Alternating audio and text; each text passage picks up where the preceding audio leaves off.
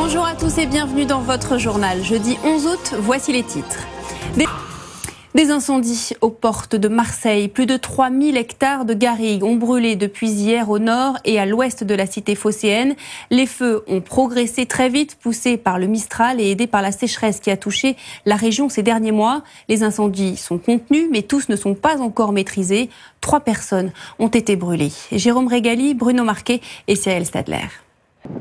Nous sommes en direct des Pennes Mirabeau avec Jérôme Régali. Jérôme, est-ce que l'on sait quelle est l'origine de ces incendies ?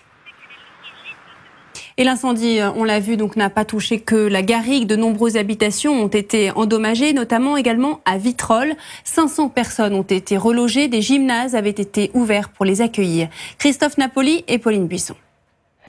Et justement, pour surveiller la situation, un poste de commandement de pompiers a été mis en place à la gare TGV d'Aix-en-Provence. C'est là que nous retrouvons notre envoyé spécial Gaël Courcel. Gaël, quelle est la situation à la mi-journée ?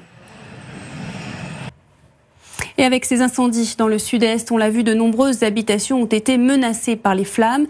Dès hier soir, le ministère de l'Intérieur a donc publié une liste de mesures à suivre pour les habitants qui se trouveraient à proximité d'un tel danger. Alors, quelles sont les précautions à prendre ? Eh bien, le ministère préconise d'abord de fermer les bouteilles de gaz si vous en disposez et de les rentrer chez vous ou alors de les plonger dans une piscine. Si vous en avez une, il faut également fermer tous les accès qui donnent vers l'extérieur, volets, cheminées, fenêtres ou encore l'aération et la ventilation.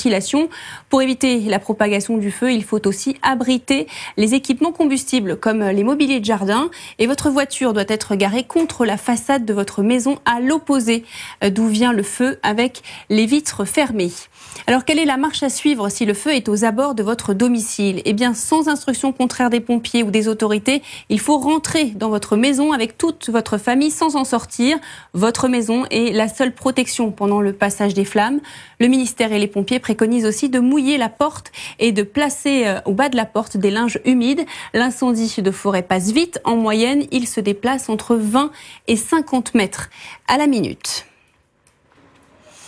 Dans l'actualité également, les céréaliers font grise mine. Avec les intempéries du printemps, la récolte de blé et d'orge n'est pas bonne cette année. Moins 40% de production rien que pour l'orge. De grosses pertes pour les producteurs, mais pour les consommateurs, en revanche, les prix ne devraient pas augmenter. Les explications de David Segal, Céline D'Agostini et Geoffrey Marin-Joris.